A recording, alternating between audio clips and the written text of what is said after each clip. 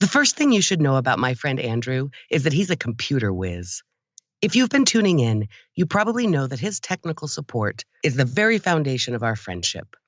Cheerful, willing, attentive, patient, and smart, Andrew for many years has taught me and helped me understand, fix, and make peace with my devices. The next thing you should know about Andrew is that I once apologized to him for what I assumed would be a lifelong practice of calling him for things I can literally look up on the internet. Let me Google that for you style. And this past week, I did just that. My Macintosh book professional freaked out on me, and because of social isolation and needing to talk to a friend, I called Andrew. And it was a classic case. A real ID 10T situation. Via screenshots and Google Duo, we restarted the machine, blew on the cables, and the problem was solved. He's a genius. The first thing you should know about my friend Mrs. Filhom is that she's a delinquent. She roams around Denver and the world, leaving positive messages in the form of clay tiles hung on phone poles and fence posts, and words of encouragement written on walking paths and sidewalk chalk. I can't remember the exact moment when this started, but I think it happened about the same time she discovered Banksy's documentary, Exit Through the Gift Shop. Ever since then, she's been a menace to public and private property. The next thing you should know is that it sounds like Mrs. Filhom's misdeeds have finally caught up with her. Last night, Mrs. Filhom sent me a bona fide wanted poster from the Denver Parks Department with a picture of her hat and a description of her exploits. It sounds like it's only a matter of time before the law catches up with her. I wonder if she'll be allowed to record a podcast in prison.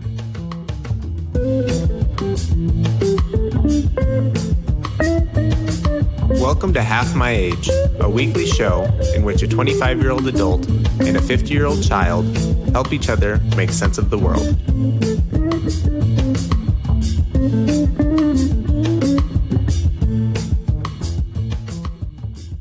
That is the dickiest open in the world.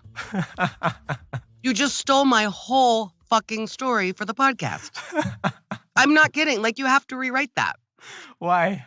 Because you just gave away the whole thing, and that's not a real wanted poster. And of course it...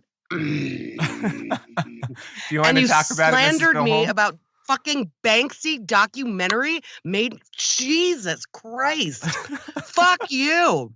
You've really had your oats today, Mrs. Filhom.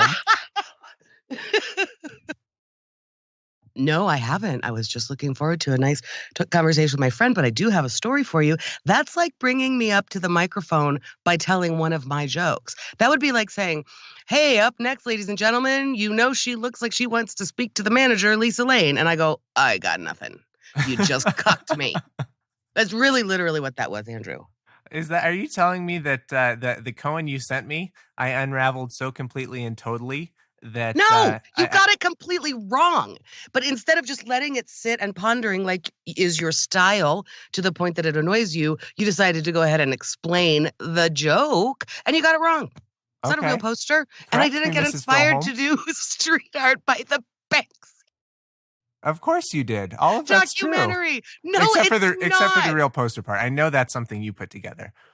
Okay, the Banksy part is not. You didn't know me before that. You didn't know me when, oh my God. What? My whole life I stare at like, do you know Christo? No. I mean, he really predates Banksy by a million miles. Mm-hmm. Look him up.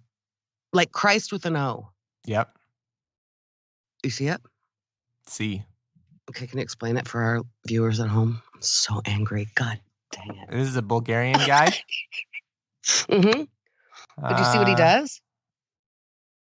Yeah, is he the fabric guy? Mm-hmm. Did he do something here in Colorado? I don't know that it ever happened, but I think it was like in the, what was it, the Uncompahgre Canyon. He had a proposal to do something. I can't remember if it happened or not. And if it did, I didn't see it, which is a tragedy of my life if it was in this state and I didn't see it. Mm-hmm. I've been obsessed with Christo since high school, man.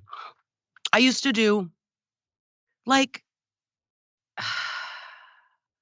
almost pop-up theater, like when we were in theater school. I took my kid down to the 16th Street Mall to play his guitar when he was 10 years old. The Banksy documentary spoke to me on a million levels because it's, yeah, but no, that's not what inspired me. Mrs. Filhom, all I can say is Oh, there is something. It's called the Valley Curtain in Rifle, Colorado. Oh. And I think it happened. I think it was a real thing. We missed it. But anyways, all I know about this situation is, I know Mrs. Filholm, or I knew Mrs. Filholm, and then the Banksy documentary comes up. Yeah. She watches it. It changes her life. We talked about it many times. It was awesome. I loved it. And because there was also that turns out in that movie. And then suddenly you're thinking about the different ways you can hang tiles in public places, and you're considering things like that E6000 or whatever it's called. Yep. True. Okay. True. Up until this moment, we had never discussed your need to go out in the middle of the night and transform public spaces. Correct. We had probably not discussed it, but I definitely brought sidewalk chalk to Mullen High School on occasion, especially during sort of hard times. And I just would do that. I would come and, do graffiti. You may or may not have seen it, nor do you remember it. But I mean, I have. Mm-hmm. I mean, May Day. Do you know about May Day? I mean, my BFF from the homestead, Kim Dreiling, and I. This was her thing. She grew up and was from Nebraska her whole life. I lived there a short time, but it was from my mother, Iowa. It was very Midwestern. But I participated every year, and you make little May baskets, and you go, ding and ditch. What's that called? Ding dong ditch. You go and put them on somebody's doorstep and ring the doorbell and run away, and it's like a surprise. It's like a It's whatever. It's surprise flower. What is the word I'm looking for? It's anonymous. It's Yeah, but what does that have to do with defacing public property? I think these are all the same thing. It doesn't have to do with okay. The defacing public property is not ever. I got arrested for spray painting graffiti when I was a senior in high school. Did you really? Yeah. I never knew that. That's fantastic. I'm just saying, Andrew, you, really you don't know everything about me. I know. And when I got What did your mother say? I don't think she knew. I got away with it because I was 17 and they kind of dropped it.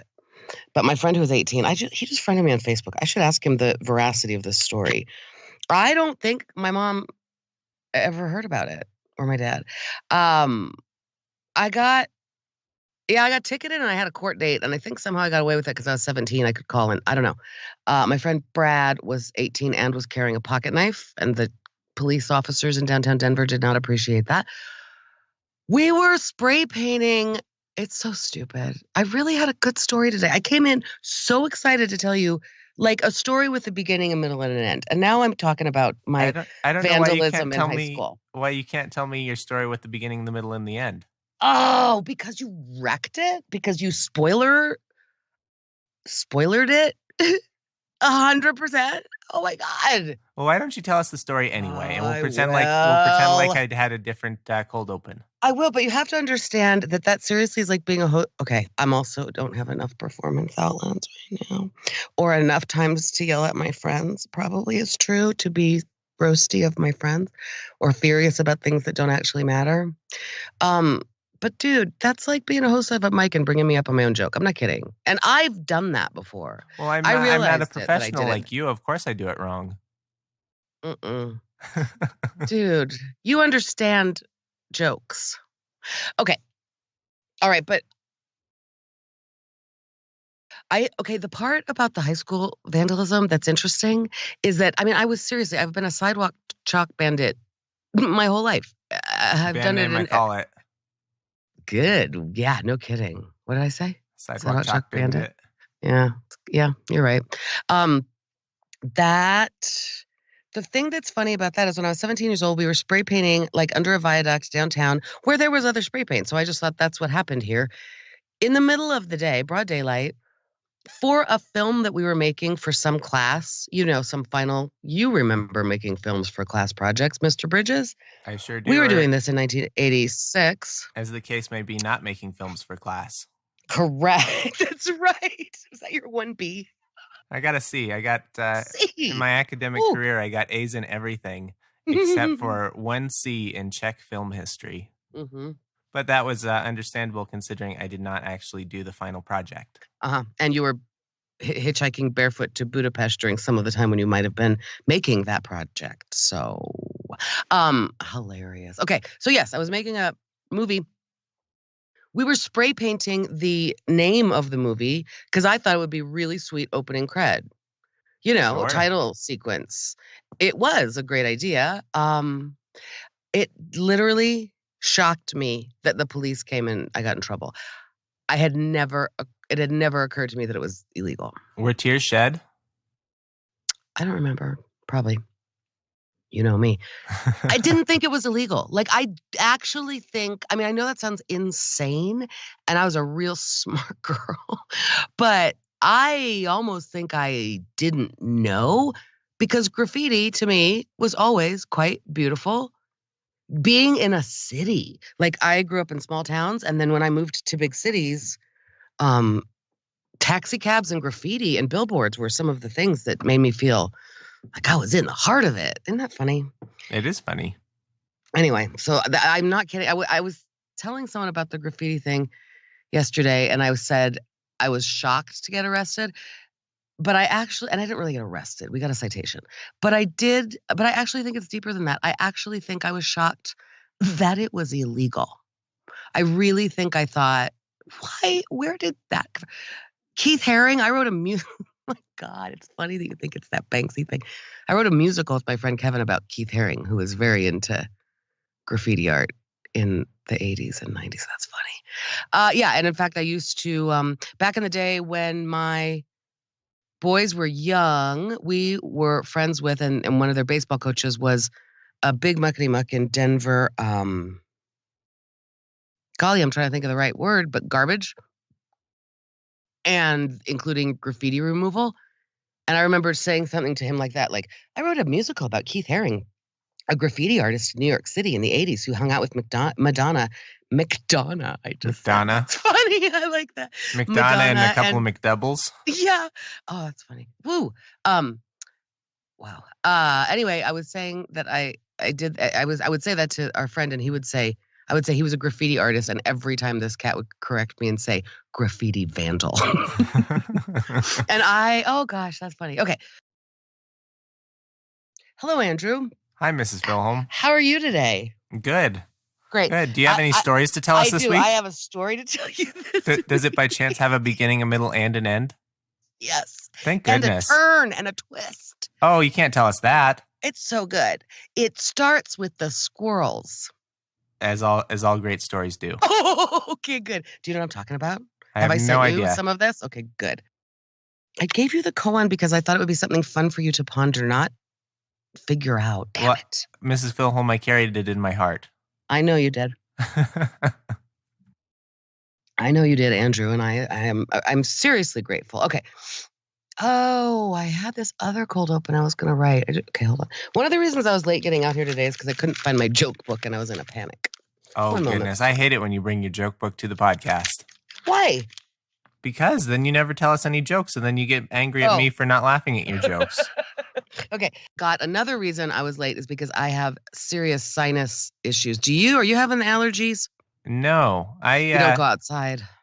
I haven't been having. Well, I'm also super medicated. I do a Flonase every day and a Zyrtec, and that gets me through most everything. Zyrtec, you say? Yes, the devil, you say. I thought that. Can you still hear me and everything's cool? Yep. Okay, I just made an adjustment. I'm a Claritin D kind of girl. What's the deal with the Zyrtec? Two different drugs that do the same thing. The one difference, you've got the D, so you got a little Sudafed in yours, which should be better at keeping your head clear, I would think. But that's the stuff you gotta wait in line at the pharmacy for and show your ID. You gotta show your ID because of drugs, yeah. Mm-hmm. Yeah, and criminal activity. I've got a history or whatever, so I can't take my ID up to the pharmacist. Too scared. I can't go back to that place. Dude, is Zyrtec over the counter?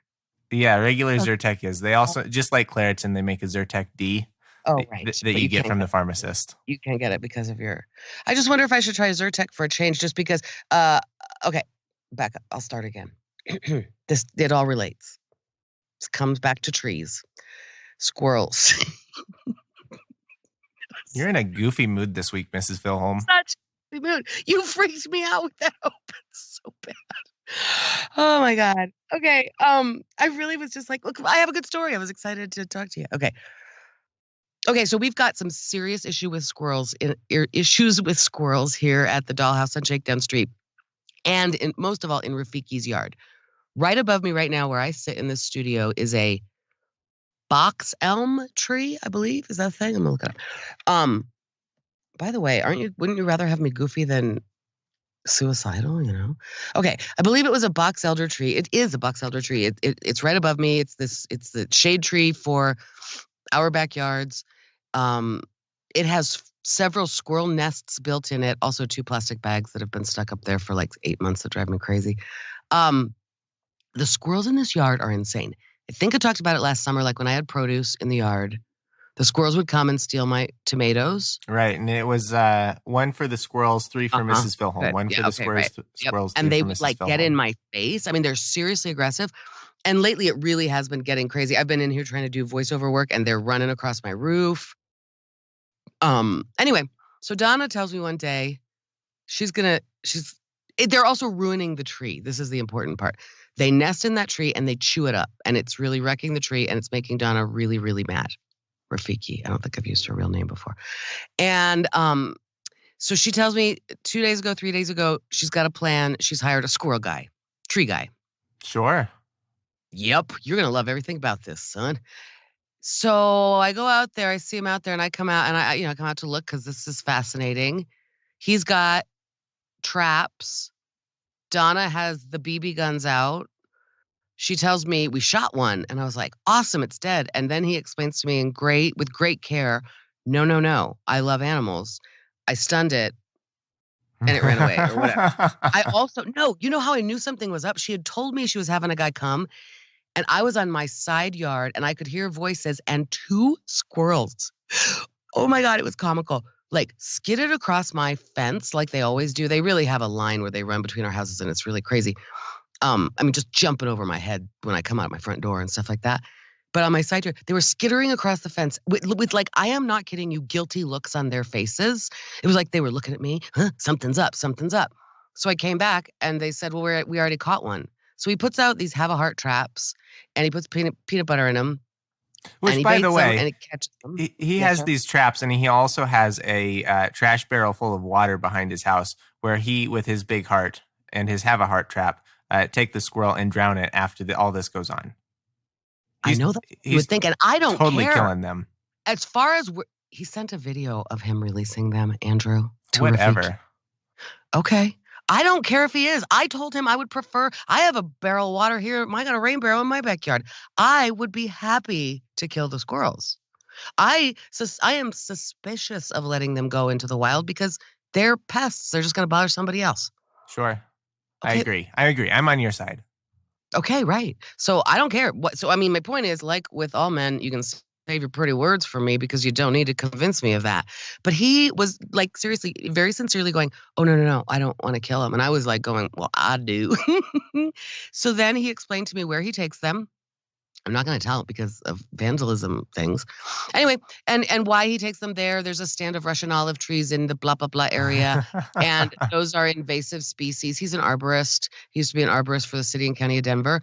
So he's talking about trees. And, I'm fascinated. And I go, you love this, don't you? He's like, oh, yeah, no, he really did. Like, he couldn't wait. Squirrels get in the trap. He came back. We were all standing around watching, hoping to see them do it. This is a man who knows, like, squirrel activity to a point that, like, I'm fascinated. I would say, well, what if I plant this garden? I got an update on that too. But, I'm worried about the squirrels because seriously, last year they tormented my tomatoes, and he knew which kind of things they would eat and what they wouldn't, and how to protect your bulbs, like crocus bulbs under the ground, is that you put some wood ash on top from your chimenea. What? It was fascinating, right? It was like talking to a tree guy about shelter belts and stuff. Come on. So we're talking squirrels. We're watching the squirrels.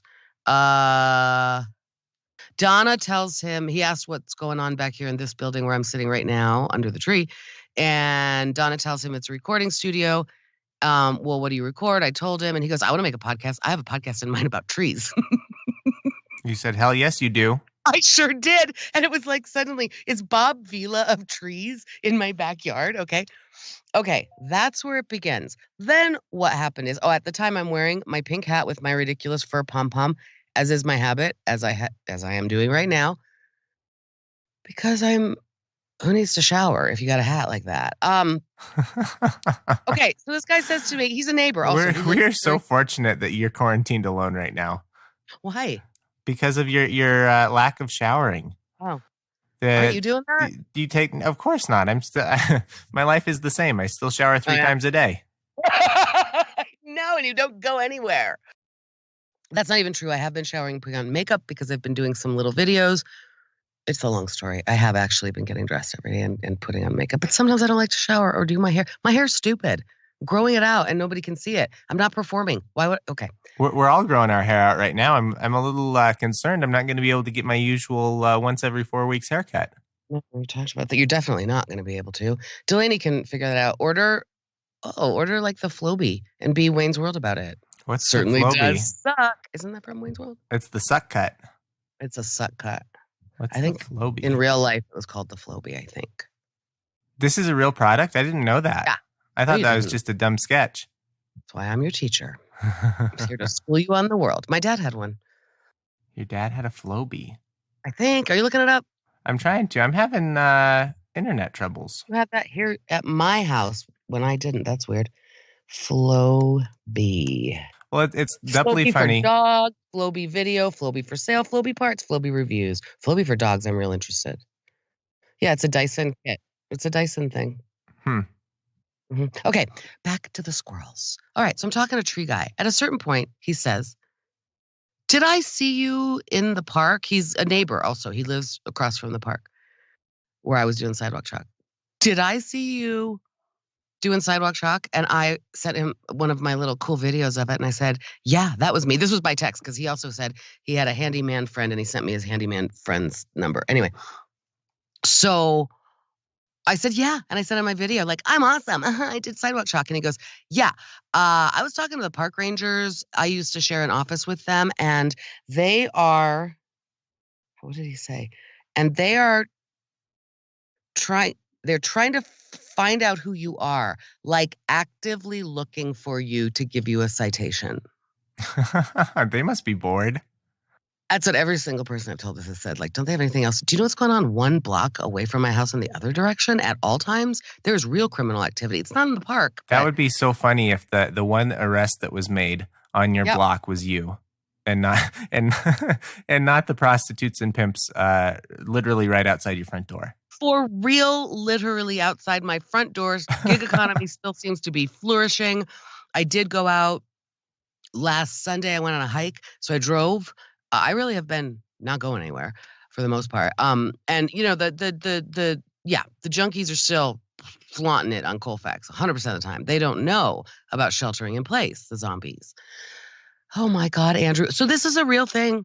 The guys were looking for me. And then this guy eventually told me, he said, yeah,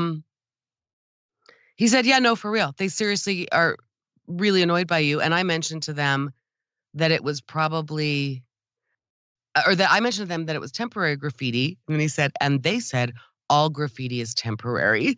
That's why they're park police. Okay, so that happened. You're such a rule breaker.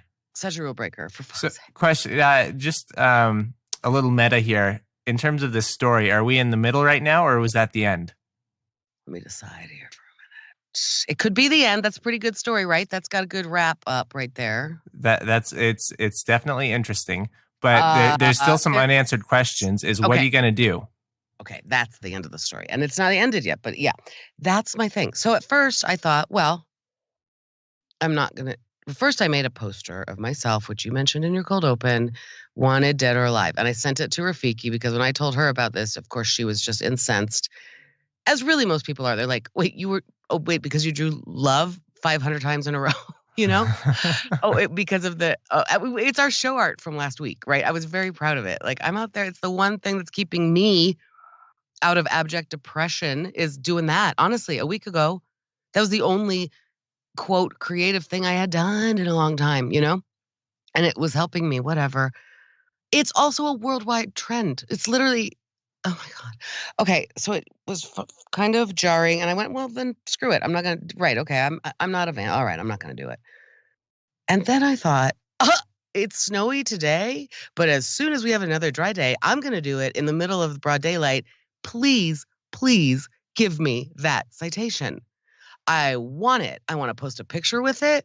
I want to go to a judge someday when the courts are open back up and the world is alive again and go, yeah, it was this day. Remember back in that time? And so here's the picture of what I was doing. And obviously I'm not, come on. This is what I feared, Mrs. Filhom. Here you are. You're fixing. There's something that you know is illegal, and there's no real imperative. You don't have to go out and write love on the street. You'll be just fine if you don't. However, you're looking for an ACLU style test case here. You're trying to go to the Supreme Court. You're looking to make it a whole thing. Okay, then did I send you the other text with the guy who did get almost thrown in jail for chalk art? I sure did. Okay, so that's another part of the story. I don't even know if it's interesting at this point. But what you just said, I know. And my first response okay, first of all, I said, this is literally what my ex-husband feared. When I started hanging clay discs, remember the reason we dialed it down, we've talked about it on this program, is because my instinct was I just want to go. And my mind, I was saying Banksy, and that was part of it, but also Christo. I just want it to appear overnight that there are 200 really pretty, colorful clay discs on a bridge or something. And so you're right. I was really at that point going, I want it to be the reason for Under the Cover of Night was not so much that I was afraid about getting caught. It's that I didn't want people to say, I wanted it to be a surprise. The reason Under the Cover of the Night is because you wanted to go out and get a cool cat burglar suit. You wanted to look like a 1920s bank robber. Sneaking around clothes. Hell yeah. Right? No, black skirt. It's literally what I wear every day. I wear sneaking around clothes every single day, except my pink hat, I guess. So Tal Filhom hated the idea so much because he thought it was vandalism, and he was right, I guess. Now we know. And when anyway, stuff like that, like sidewalk chalk, he just kind of hated it and always thought I was going to get arrested. And so then I saw him hours after hearing about this because we celebrated George's birthday. And so it was the joke of the night. It was like, Tal Filhom's predictions have come true. I am a big graffiti vandal, wanted, dead or alive. I told my son, George, so basically the Parks and Recreation Department, I'm like a wanted a wanted hooligan by the Parks and Rec. And George said, squad goals. Did you ever consider, in all the time you spent watching Parks and Rec, that Leslie Knope would not be your friend, but rather your enemy?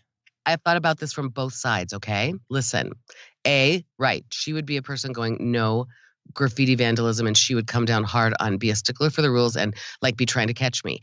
B, no, she wouldn't. She would be on the side of it, and she would say, sidewalk chalk is adorable. You can marry gay penguins, and you can do sidewalk chalk because sometimes we bend rules. That's not vandalism. It rains, and it's already gone. My neighbor's daughter said to me, she goes, yeah, go ahead and get the ticket and then say, prove it.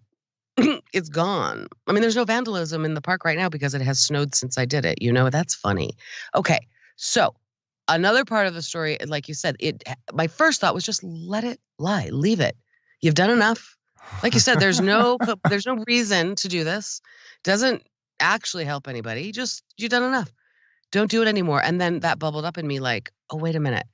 Not as an actual middle finger, but no, I actually want the citation. I want that piece of paper because that's hilarious to get busted for being, of course, that's the kind of thing I do. I post a video where, most of the people in my world or circle or even, that's what they like about me. And to get arrested for it, come on, that's hilarious. So it reminds me very much of the YouTube culture that I've labeled "do it for the lols." It's just doing dumb stuff where you could get hurt, you could get in trouble, you could get whatever, just because of the comedic value of it, or it'll probably get some views. I surely do. You're totally in the do it for the lols stage of planning right now. Yeah, and also what you just described. I want to play that back. What did you say? Doesn't matter. It might be scary. It might hurt you. But do it for that's what open mic is. Yeah, but on a different level, right? Yes. Doing it for there's one thing jumping off a bridge, where there's a real threat that you could fall sideways and I don't know, whatever. And there's another thing going up on stage. And granted, Granted, sidewalk chalk in the park is a very minor thing, but the attitude about it, totally right. No, you're right. And I'm just gonna say, I'm gonna back up. I think, of course, physically, you're not throwing yourself off of a cliff when you do open mic comedy, but the adrenaline is the same. I miss it so stupidly much right now. It's stupid. Anyway, so yes, it is do it for the lulz, and it is absolutely 100%. I want the picture. So then I'm talking to Tree Guy, who wants to do a podcast about trees and squirrels about it, and he's laughing, whatever. He's digging my truculent attitude, because then he had to come back and get, I keep seeing the guy because he keeps coming back and getting the squirrels, then he goes and releases them in a riparian zone. I don't know if it's actually a riparian. Anyway, start talking to him about being a rule breaker, and I start going, that pond over near that one place in our neighborhood, there's no signs on it that say you can't get on or in that water. I start telling him the whole thing that I told you months ago about wanting to take my paddle boards on that water, and I think I might have a friend to go on a caper. This is the squirrel guy? Squirrel guy. He's going to be my sup caper. Let's go. I don't even think we're rule breakers. And actually then Rafiki's granddaughter said to me, we had a backyard socially distant happy hour last night. She said that she thinks she might have seen people in that pond. Also, Tree Guy was like, gross, why would you go there? Let's go to a real. And I said, listen, I just have a feeling. The reason it came up actually is because Donna's granddaughter was talking about, if any, there's probably not going to be any paddleboarding this summer. I don't think they're going to open. The state parks are open. Are they 2 boats and everything? I would assume 2 boats. The state parks are open for biking and running and stuff. I can't believe that they wouldn't allow people on boats. I know. Anyway, okay. So I misheard. Somebody told me that they were closed, but of course you're right. They're open for trail walking and stuff. Anyway, so that's where that came out of. Also, was a bit of that same do it for the lulz, but also a frustrated and perhaps misplaced sense of rebellion, which is like, ooh, wait, so all the lakes are going to be shut down this summer and no paddleboarding allowed? That just doubles the desire in me to go be a rule breaker and do it on a pond. I don't even think it's illegal. It's probably, I didn't know. I don't think I knew that sidewalk chalk was actually illegal. I can't imagine that there's a law somewhere that says it is. It's someone taking an existing law and interpreting it in the wrong way, Again, so then that invites a lovely rhetorical, exercise. Like, let me go and debate that with someone about what is and isn't vandalism. Right. That sounds fun. Let me talk to a judge. Let's do it. Enforcing the letter of the law versus the spirit of the law, right? Yeah. Because these anti-vandalism laws are meant to prevent. You don't want to have to pay a staff of 10 people and buy trucks with water things on the back and pressure washers on them to remove graffiti. But you don't need that person in these trucks in order to remove sidewalk chalk. Doesn't seem like it. Does not seem like it. And it was not profane. So the article I sent you, that was from such a funny old website. Someone sent that to me. I just sent you a screenshot, I think. But it's about a guy who actually got arrested, and he was doing agitation propaganda. I mean, he was, what was it, against banks? Mm-hmm. One specific bank. Yeah. Where was it, in Seattle? I don't know. I don't know.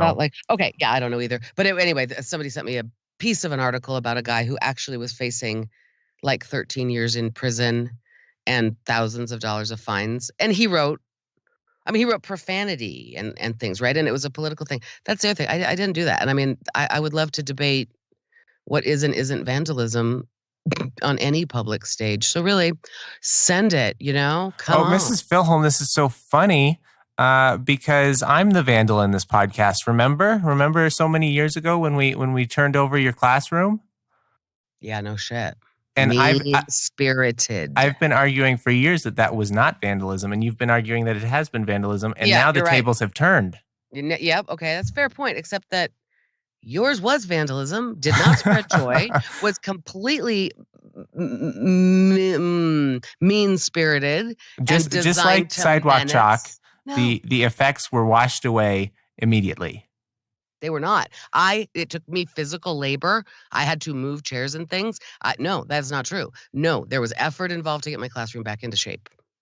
I don't know, Mrs. What you Filhom. guys did was vandalism, and it was mean.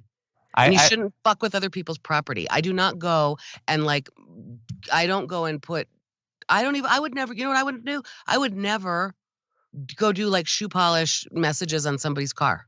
Would never do that. Who did shoe polish messages on someone's car? What's that? I said, who did shoe polish messages on someone's car? That's a thing. I say shoe polish, but now they have car paint, car window paint. Mm-hmm. Like Augie, remember when Augie did that? It's in my Beyond Mama Bear thing now. Augie did that once we got him, they had purple and white. But like you do on your windows when it's prom or yeah, I know the stuff. Is number 33 on the baseball team. Like that. Some people, that's a way to tag people's. I think my kids did it sometimes in high school. Like they would get a bottle of that stuff and go draw a heart. I've seen people do it. I've seen people do it that way. I would never touch somebody else's personal property like that, is my point. I'm very careful with my vandalism. Question. Have you listened to the podcast Robot or Not? Constantly. I love it. Okay. So what we need is a John Syracuse ruling on what constitutes vandalism. And then I want to get your perspective. Is TPing a house, is that vandalism? Yes. Yes. Should you be brought up on charges if you TP someone's house? No, but I have seen TP house situations where it gets it's pretty darn menacing. Like it's not just TP, it's shaving cream all over the windows, and it's nasty words written on the driveway and things like that, and a giant cleanup effort for the family. Mm-hmm. I think it's like that should be probably not citation with the law, but I think they should. I don't know exactly how to handle that, but I think they should be taken to task.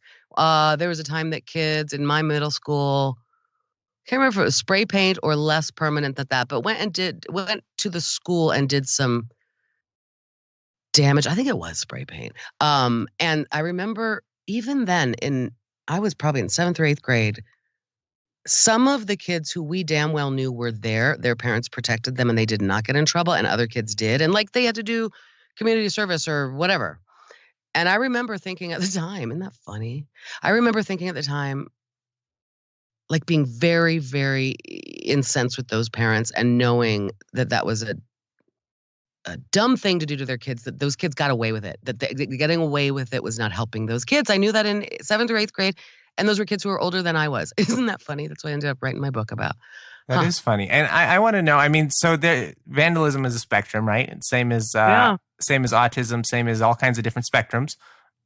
What is let's see. So in our conversation, we've talked about spray painting underneath a viaduct, which at the time did not feel like vandalism, but upon reflection appears to be vandalism. And I don't think there's anyone who would say that spray painting public property is not vandalism. Agreed.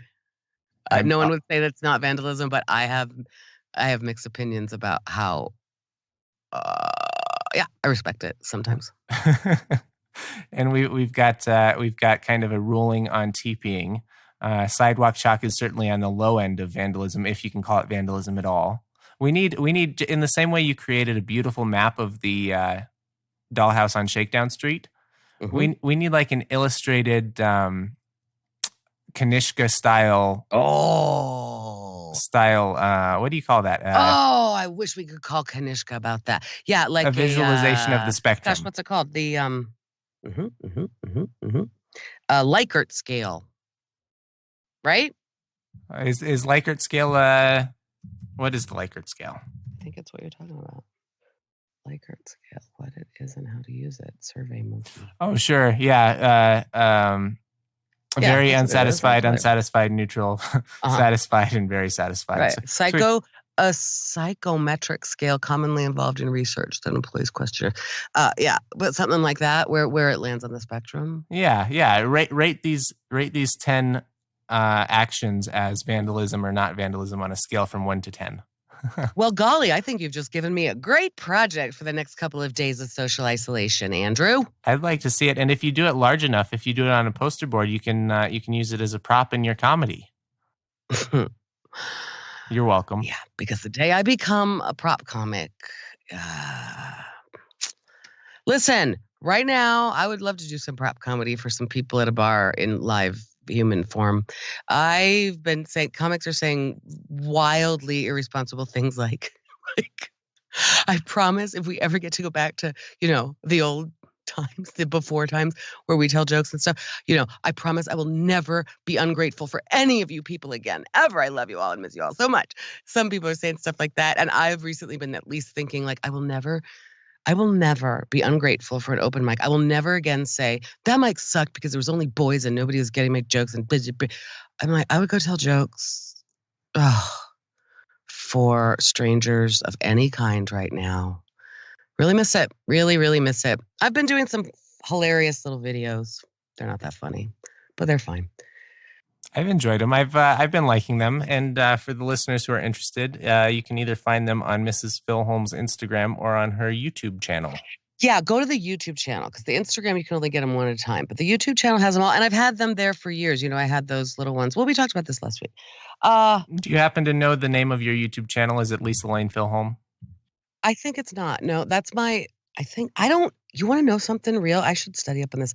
I don't really understand what a YouTube channel is. Yeah, my channel is Lisa Lane Filhom. The playlist is called something else. So I don't know what that means. I just found a place where there's a link to the playlist, and that's what I can send people.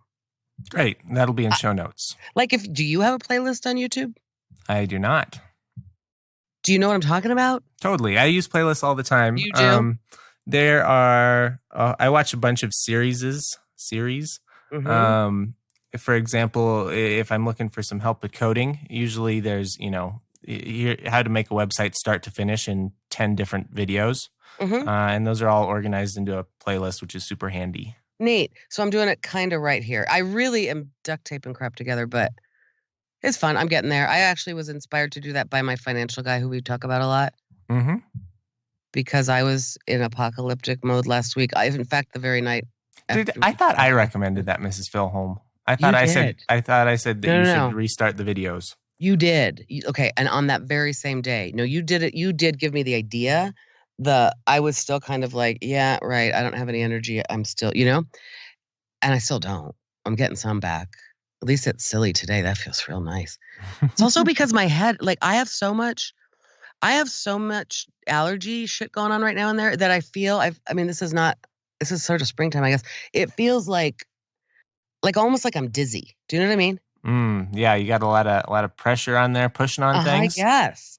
Except that I don't, it feels like it. And then I wonder if I'm having an aneurysm. You never know. No, you don't. And Silent killer. So actually, that's heart disease. Okay. No, I really was looking up aneurysms today.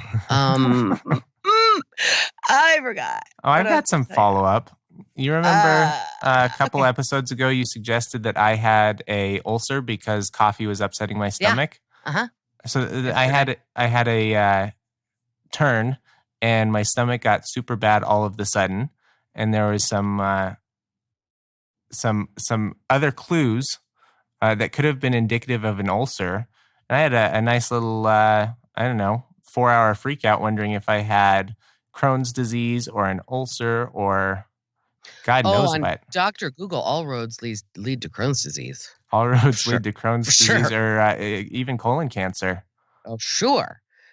I want to unpack so many things there. But first of all, did you just say all of the sudden? Yeah, all of the sudden or all of a sudden? What did you say?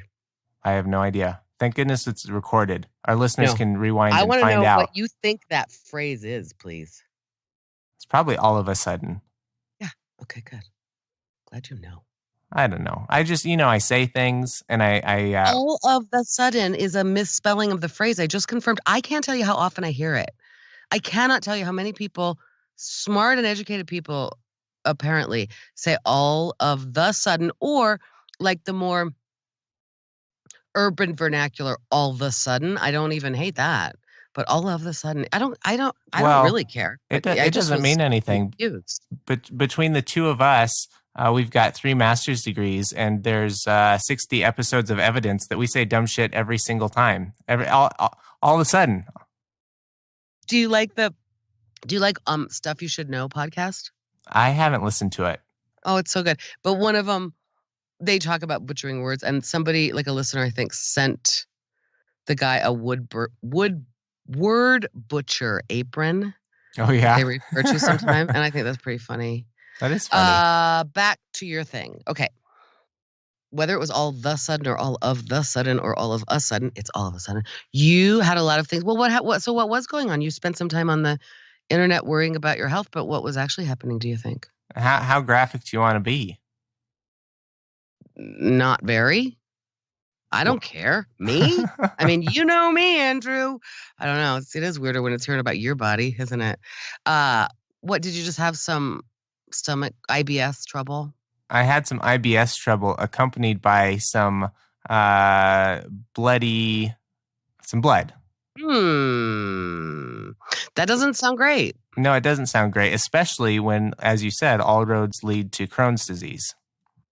You haven't gone to the doctor about this? I did. Well, kind of. So you're not supposed to go to the doctor. So I did the next best thing, which is Kaiser. As shitty as the company is and as terrible as the health insurance is, they do make doctors available via chat for free. Yeah, I've done that. So I chatted a doctor, and they asked me a few questions, and they seemed totally unconcerned, and they provided me a PDF on how to care for diarrhea, which is basically, I felt pretty good about it. That's the get out of here that George Costanza is looking for when he goes to the doctor. Quit being a big baby. You just got a little diarrhea. Get out of here.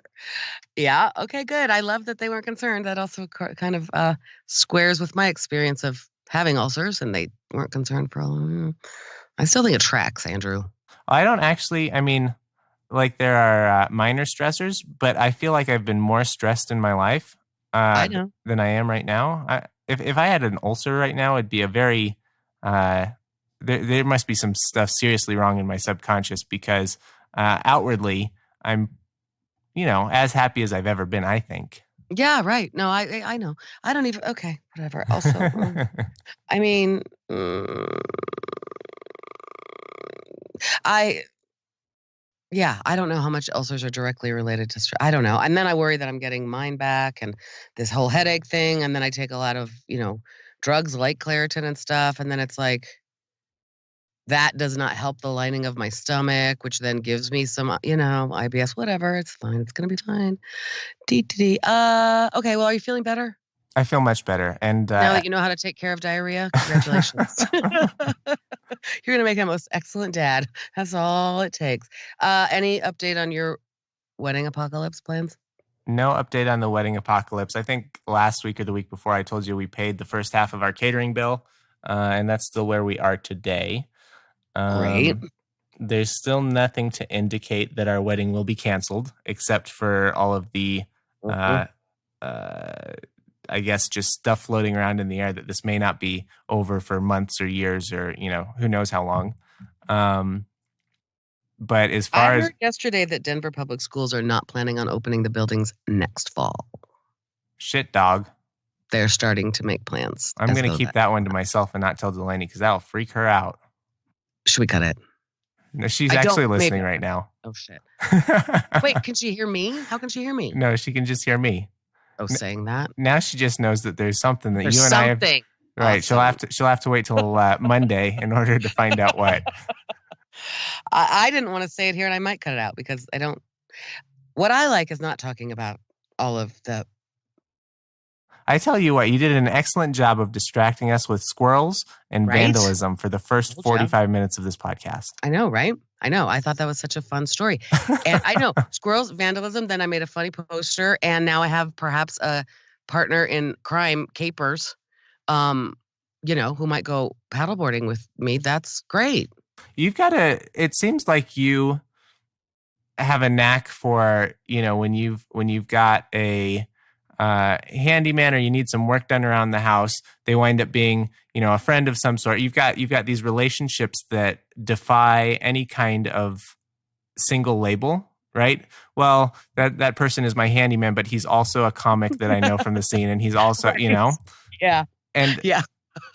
I wonder, I mean, I feel like when you enter into one of these relationships, you've got to put some kind of label on that guy. He's got to be Squirrel Guy. And the way in which you interact with him should be almost primarily related to squirrels. He can't also be your paddleboard buddy. Why not? Because that's not how I like my relationships. Am I going to have to take a squirrel? I know you don't like things mixing. Am I going to have to take a squirrel in a front pack on the paddleboard? George Costanza style? That would wrap it all together. That might add some. I could see that working better. If you go paddleboarding with Squirrel Guy because there's a squirrel involved, that makes more sense to me. Water skiing, squirrel, paddleboarding. Okay, I think we can make it happen. I think there is a water skiing squirrel in SpongeBob. Yeah, I think, They used to splice in video of Yes, right. I think it even has a name. Hey, I know Twiggy. You don't like... Twiggy the water skiing squirrel. There you go. Put Twiggy. That in show notes. I will, and we'll go out and find him, and that'll give us reasons to then... Right, so you like people in categories, is what you're saying. I sure do. Which is hilarious, because have you met me and you? That's really complicated. Yeah, but somehow, I don't know. Mrs. Filhom. I know. Right, when I think about that, on George's birthday, we asked everybody to text him, and so people he got 100. It was awesome. I mean, I just reached out to everybody, but the first, because it was right after midnight, one of the very first messages I sent, obviously I copied and pasted that message to lots of people, was to you, Delaney, your brother, and his fiance, all in a group, and your mother. I think I put her on that too. And I went, that's adorable. And George will be, and Stephen was the first one to write to George because he responded right then. So, yeah. Well, we've talked about it. There was a time when I told you cannot introduce me to anyone anymore as your high school English teacher because that's just creepy. Well, it's better than the alternative. This is my 50-year-old lady friend who gets up and tells dick jokes at the open mic comedy. Well, and we also have a hit podcast together. Well, see, I thought that at the time I said you could say literally anything is better than this is my high school English teacher. You could say this is my auntie, this is my mother, this is my friend, this is my neighbor. Honestly, my doctor, my cook, my driver, this is my cook. My lover would have been less creepy than my high school English teacher. And I think at that time, about then is when we just decided to say friend. But I mean, when I think about that, it's not that complicated. That's how I roll, isn't it? It is funny that I don't want to call him Squirrel Guy because that maybe Tree Guy, but also we'll see. Because that just sounds a little too squirrely. I guess. Also, there's 2 squirrels in that trap over there, in the trap over there right now, and I have seen neither. Well, now I'm going to get that idiom wrong. Hide nor hair, head nor tail, hide nor hair. I think that's correct. Of the guy. I used to say. So as far as I know, that was a mirage and none of that happened. Can I reconnect some loose points in today's episode? Yep. Okay, so Squirrel Guy a thing. Goes to water skiing squirrel. Water skiing squirrel's name is Twiggy. I'm looking at pictures of Twiggy from the... Oh, you like my haircut? No, not your haircut isn't even part of this yet. Okay. Twiggy from the 60s, the supermodel Twiggy. She looks just like an old Leslie Knope. I cannot believe that Amy Poehler isn't going to look just like Twiggy does now. And everything's full circle. We're back to Parks and Rec again. And also look at old pictures of Twiggy. Do you see her haircut? I mean, she literally, often my hair looks like the Twiggy haircut. I mean, when or at least it's one of my hair goals. Do you see her old haircut? Oh, yeah. Yeah. That's what, That's what you're shooting for? Well, yeah. And right now, this very minute, that's kind of what my hair looks like. Because honestly, yeah. Was the, what do you call that? That's not a bob. It's shorter than a bob. It's a pixie cut. Oh yeah, that's right. That's right. Pixie dream girl. Yep. Oh, and so I was just talking about your complicated, like the fact that I have your mother's and your brother's, all of them, all y'all's, and your fiance's numbers in my. I mean, I introduced Stephen to his fiance. Right? I mean, that's a that's a very intertwined. I shall never forget how you showed up to take pictures for Augie's prom. Because that was a very hard day. That was the day we buried another older than him young man, former student of mine, who was very close to Augie and George, and you stepped right in as the pretend big brother in such a cool way. So, I mean, really, I normally just describe you now as my friend or my podcast partner. My co-host. My co-host. Yeah, I don't know. Mostly I don't talk really that much about you, Andrew. I'm kidding. Did you listen to the most recent episode of Roderick on the Line where John... Oh, you didn't? Yes, sir. And yes, I did. Apparently his baby mama doesn't appreciate being called baby mama. Yeah. Yep, partner. Also, did you love his thing? When he talked about his private life? Yeah, I'm still trying to figure out what he does. Does he sneak off in the middle of the night and hang clay tiles? It sounds like it. I have a lot of thoughts on it. And as usual, I'm just like thumping my chest like, homeboy. He is like a brother, whatever. I feel like, I understand that. I understand his private life and things we're not going to talk about on this podcast. Oh my God, that was funny to me. Oh my God, that was funny. Sure did hear it. Do you have insight? Is he not just sneaking off and hanging clay tiles? Is it something more sinister? I don't want to talk about it. Okay. No, I don't think any of it is sinister, and I don't think that hanging clay tiles is sinister. God heaven, I've lost my I don't know what the test for vandalism is, but I do know that clay tiles cannot be washed away by the rain. No, I know, and I think that does push it, the boundary of that, no doubt about it. But which is why, as we talked about, you helped me put my brain around that by not going to install a whole crazy thing, but rather instead, couldn't you just do them here and there where they're not going to hurt anybody? Because one of the fears was that they could fall and hit a car or hit a person, or Tal was worried about public safety. And I took that seriously and into consideration, because I do not intend to hurt people. But yeah, no, hanging clay tiles is probably, I would say, robot or not, that as vandalism. Do you want to send it in to John Syracuse? I kind of do. You should. I know, right? What is how does he... The question is, is a hot dog a sandwich? Or no, he just says is... Right. So the question is, what is vandalism? And then Jason Snell, he proposes several different things that could or could not be, and John Syracuse adjudicates. And so we could send in the examples. Yeah. Cool. That sounds like a good idea, really. Did you watch The Tiger King? I sure did. I am going to warn you.